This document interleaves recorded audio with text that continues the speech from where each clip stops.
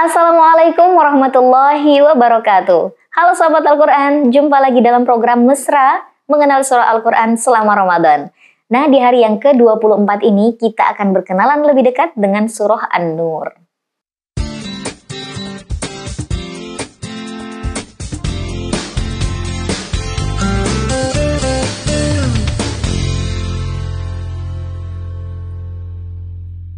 Surah An-Nur ditetapkan sebagai surah yang ke-24 di dalam susunan Mushaf Al-Quran Standar Indonesia. Nah, surah ini termasuk surah Madaniyah atau surah yang diturunkan di Madinah. Jumlah ayatnya terdiri dari 64 ayat.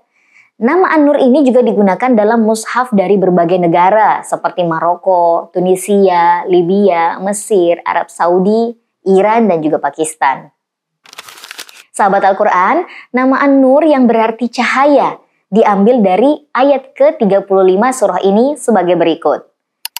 Allahu nurus samawati wal ard ila akhiril ayah. Allah pemberi cahaya pada langit dan bumi. Sahabat Al-Quran, dalam surah ini kata nur diulang sebanyak 7 kali.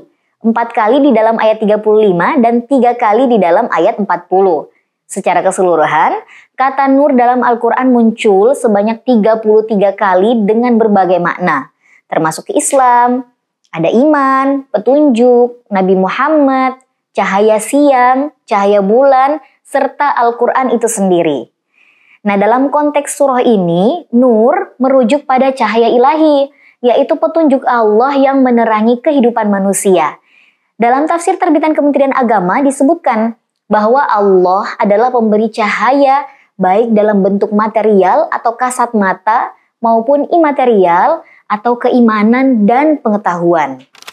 Surah ini banyak membahas syariat Islam, terutama terkait hukum keluarga dan etika sosial, seperti adab masuk rumah, menjaga pandangan, serta menjaga kesucian diri. Oleh karena itu, penamaan An-Nur dianggap tepat karena mencerminkan kandungan surah yang berisi petunjuk untuk kebahagiaan manusia. Sahabat Al-Quran, terkait penamaan surah ini merujuk pada pendapat Ibnu Ashur.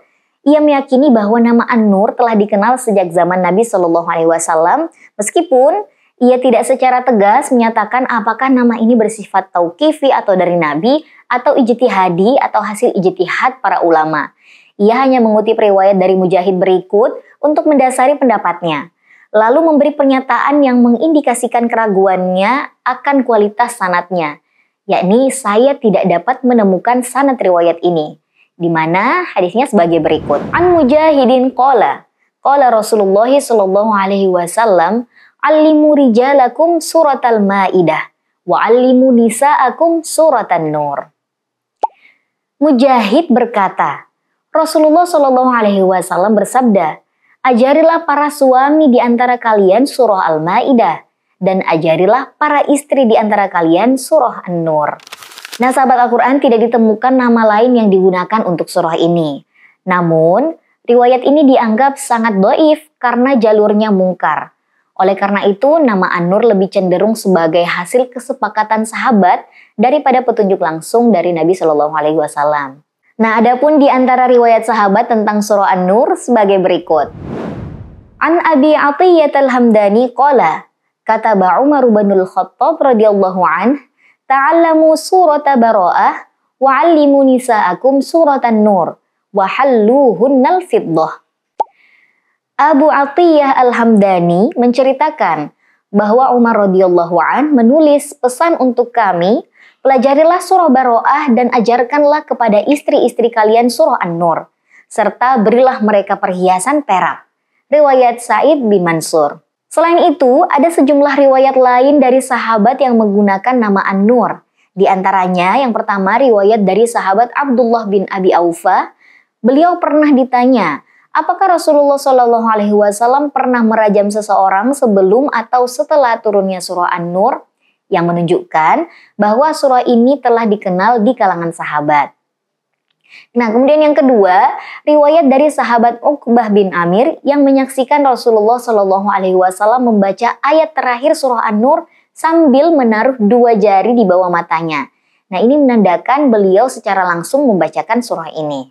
Sahabat Al-Quran, nama An-Nur juga disebutkan di dalam berbagai riwayat dari Ibnu Abbas, Qatadah, dan Jabir bin Zaid. Riwayat-riwayat ini memperkuat bahwa nama An-Nur telah masyhur di kalangan sahabat, meskipun tidak ada dalil yang kuat bahwa nama ini bersifat tauqifi. Setidaknya dapat dipastikan bahwa nama ini muncul dari kesepakatan para sahabat dan tetap digunakan hingga kini. Wallahu a'lam bishawab. Sahabat Al-Quran, demikianlah pembahasan kita pada hari ini mengenai surah An-Nur. Insya Allah kita lanjutkan lagi esok hari. Jangan lupa tetap ikuti program ini dalam satu hari mengenal satu surah, satu langkah lebih dekat dengan Al-Quran.